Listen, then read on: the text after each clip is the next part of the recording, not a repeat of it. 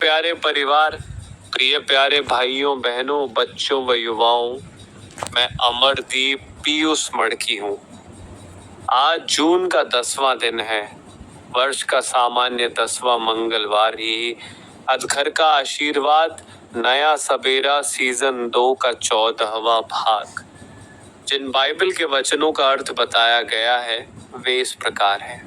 प्रधानमंत्री नरेंद्र मोदी ने शनिवार को नीति आयोग की 10वीं गवर्निंग काउंसिल की बैठक में राज्यों से क्षेत्रीय विकास योजनाओं को राष्ट्रीय विकसित भारत 2047 विजन के साथ जोड़ने का आह्वान किया, जबकि विपक्षी नेताओं ने वित्तीय स्वायत्तता और संसाधन विवादों के समाधान की मांग पर जोर दिया। बैठक में 31 राज्य और केंद्र शासित प्रदेश शामिल हुए, जबकि कर्नाटक, केरल, पश्चिम बंगाल, बिहार और पुडुचेरी बैठक से दूर रहे। जरूर, यहाँ आपके द्वारा पूछे गए पदों और उनके अर्थ दिए गए हैं। पहला बाइबल पद पर बोले। यिर्मयाह अध्याय 229 पद संख्या 13 में बोले, तुम मुझे ढूंढोगे और पाओगे भी, क्योंकि तुम अपने संपूर्ण मन से मेरे पास आओगे। अर्थ, यह पद परमेश्वर के वादे को दर्शाता है कि यदि लोग ईमानदारी से और पूरे हृदय से उनकी खोज करेंगे तो वे उन्हें अवश्य पाएंगे।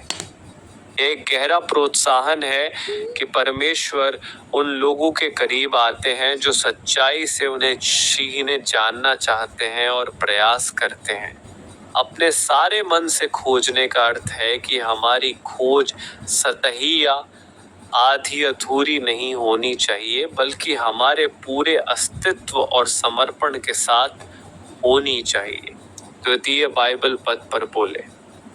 संत योहन का पवित्र सुसमाचार अध्याय 12 पद संख्या 25 में बोले, जो अपने प्राण को प्रिय जानता है वह उसे खो देता है, और जो इस जगत में अपने प्राण को अप्रिय जानता है वह अनंत जीवन के लिए उसकी रक्षा करेगा। अर्थ, यह यीशु का एक महत्वपूर्ण कथन है जो आत्म बलिदान और अनंत जीवन के मूल्य पर जोर देता है। अपने प्राण से प्रेम रखता है का अर्थ है अपने वर्तमान जीवन, सुख और सुरक्षा को अत्यधिक महत्व देना और उन्हें बचाने की कोशिश करना।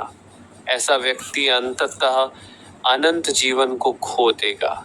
इसके विपरीत, जो इस जगत में अपने प्राण से पैर रखता है का अर्थ है मसीह के लिए अपने स्वार्थों, इच्छाओं और सांसारिक मोह को त्यागना और परमेश्वर की इच्छा को प्राथमिकता देना। ऐसा व्यक्ति अनंत जीवन को प्राप्त करेगा। यह पद हमें सिखाता है कि सच्चा जीवन और अनंत आनंद आत्मत्याग और परमेश्वर के प्रति समर्पण में पाया जाता है। तृतीय बाइबल पद पर बोले। निर्गमन ग्रंथ अध्याय 2 पद संख्या 8 में बोले, फिरौन की बेटी ने कहा, जा। तब लड़की जाकर बालक की माता को बुला ले आई। अर्थ, यह पद मूसा के बचपन की कहानी का हिस्सा है। जब फिरौन की बेटी को नदी में टोकरी में एक बच्चा मिला तो उसने उसकी देखभाल करने की इच्छा व्यक्त की। मूसा की बहन ने फिरौन की बेटी से कहा कि वह बच्चे के लिए एक दाई ला सकती है, और इस तरह मूसा की अपनी माँ को ही उसे पालने का अवसर मिला। फिरौन की बेटी ने उसे मजदूरी देने का वादा किया। यह पद अप्रत्याशित परिस्थितियों में भी परमेश्वर की सुरक्षा और प्रावधान को दर्शाता है और कैसे वे अपने उद्देश्यों को पूरा करने के लिए विभिन्न लोगों का उपयोग कर सकते हैं। चतुर्थ बाइबल पद पर बोले। संत योहन का पवित्र सुसमाचार अध्याय 6 पद संख्या 33 में बोले, क्योंकि परमेश्वर की रोटी वही है जो स्वर्ग से उतरकर जगत को जीवन देती है। अर्थ, यीशु यहाँ स्वयं को परमेश्वर की रोटी के रूप में प्रस्तुत कर रहे हैं। यह पद समझाता है कि जिस प्रकार शारीरिक रोटी शरीर को पोषण देती है, उसी प्रकार यीशु जो स्वर्ग से आए हैं जगत को आध्यात्मिक जीवन और पोषण प्रदान करते हैं। यह उनके दिव्य स्वभाव और मानव जाति के लिए जीवन के स्रोत के रूप में उनकी भूमिका को दर्शाता है। पंचम बाइबल पद पर बोले, संत मत्ती का पवित्र सुसमाचार अध्याय 5 पद संख्या 24 में बोले, परंतु मैं तुमसे यह कहता हूँ कि अपने बैरियों से प्रेम रखो और अपने सताने वालों के लिए प्रार्थना करो। अर्थ, यह यीशु द्वारा पहाड़ी उपदेश का एक महत्वपूर्ण और चुनौतीपूर्ण आज्ञा है। यह सामान्य मानवीय प्रवृत्ति जो बदले या नफरत पर आधारित होती है के विपरीत जाती है। यीशु अपने शिष्यों को सिखाते हैं कि वे न केवल अपने पड़ोसियों से बल्कि उन लोगों से भी प्रेम करें जो उनसे नफरत करते हैं या उन्हें सताते हैं। यह प्रेम केवल एक भावना नहीं है, बल्कि एक सक्रिय इच्छा शक्ति है जो उनके लिए प्रार्थना करने तक जाती है। यह पद परमेश्वर के प्रेम के उच्च मानक को दर्शाता है जो अयोग्य पर भी दया करता है।